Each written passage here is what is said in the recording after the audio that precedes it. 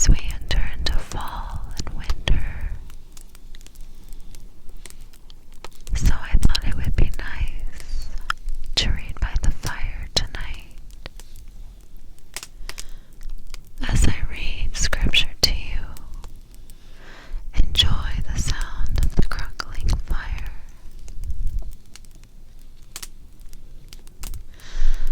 If you are new to this channel, we are reading verse by verse and chapter by chapter. Last week we read through Leviticus chapter 14, so we will continue our journey through Leviticus chapter 15. Again, if you are new to this channel,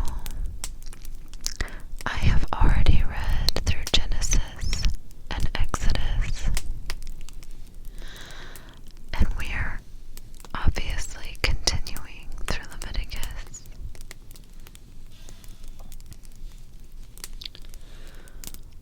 So tonight, I want you to sit back, relax, close your eyes, listen to my voice and the sound of the fire crackling, or you are more than welcome to pull your Bibles out and follow along as I journey through Leviticus 15. So let's get started. Leviticus chapter 15.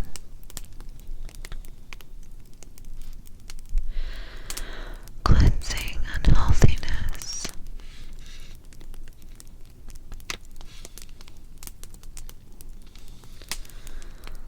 The Lord also spoke to Moses and to Aaron, saying,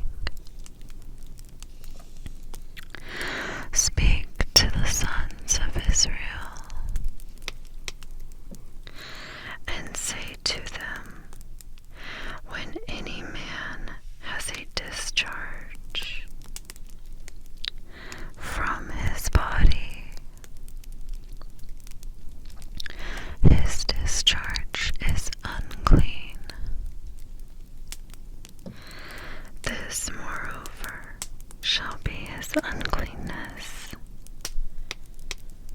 In his discharge it is his uncleanliness, whether his body allows its discharge to flow, or whether his body obstructs the discharge. Every bed on which the man with the discharge lies becomes unclean, and everything on which he sits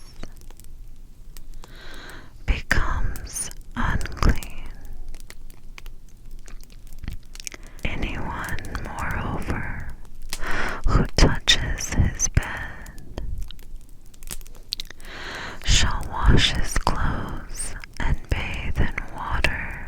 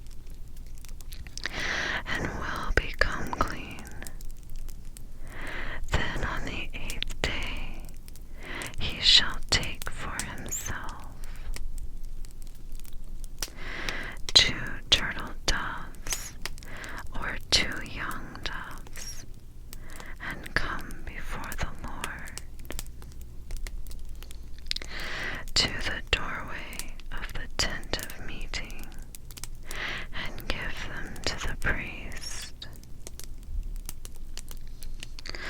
And the priest shall offer them, one as a sin offering, and the other as a burnt offering. So the priest shall make atonement on his behalf before the Lord, because of his discharge. Now if a man has a seminal emission, he shall bathe all his body in water, and be unclean until evening.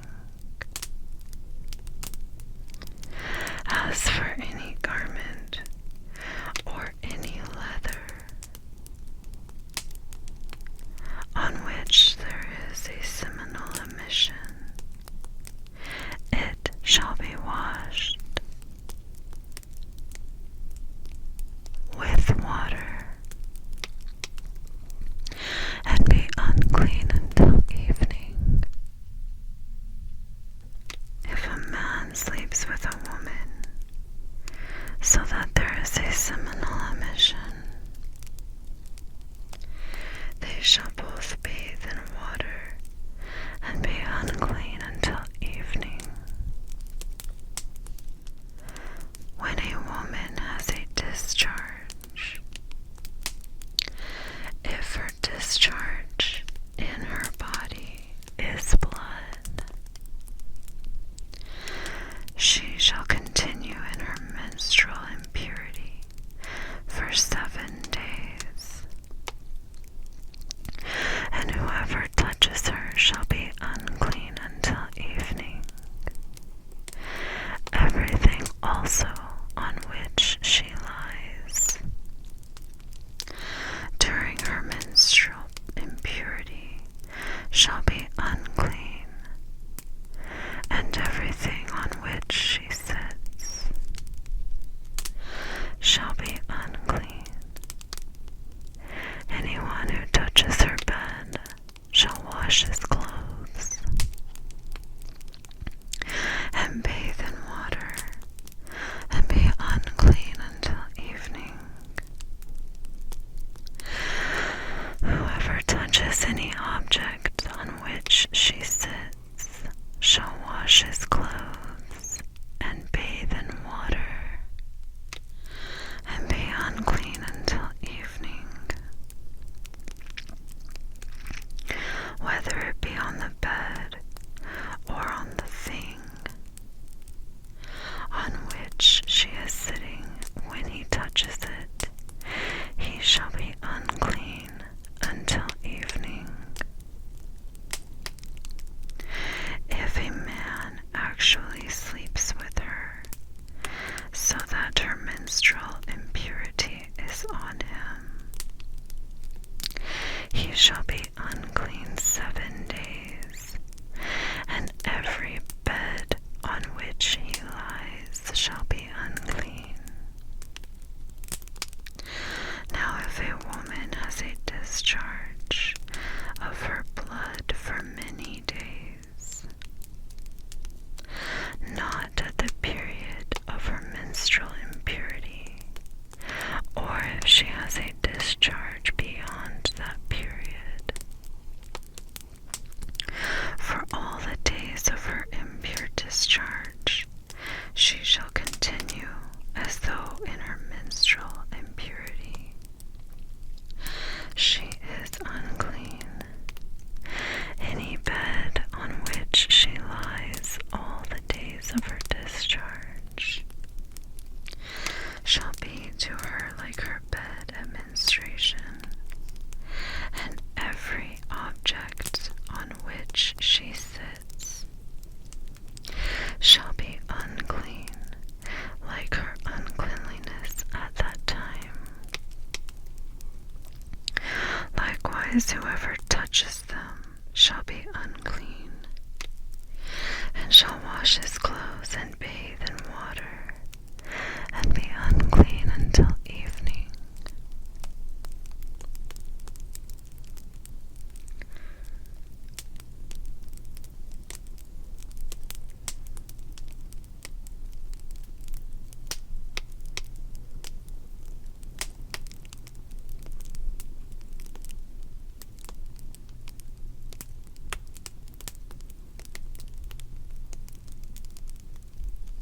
she becomes clean from her discharge, she shall count off for herself 7 days, and afterwards she will be clean. Then on the 8th day she shall take for herself 2 turtle doves, or 2 young doves, and bring them to the priest to the doorway of the tent of meeting. And the priest shall offer the one as a sin offering, and the